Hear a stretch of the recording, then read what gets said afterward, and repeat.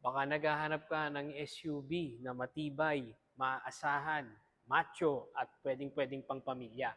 Tara, tignan natin tong Isuzu MU-X 4x2 LSE Automatic.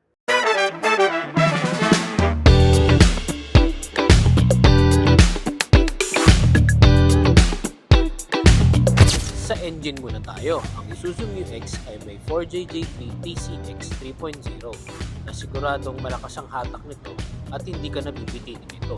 Pwede rin ito pang long drive. Sa exterior naman, ang headlight nito ay bi-LED na with daytime running lights.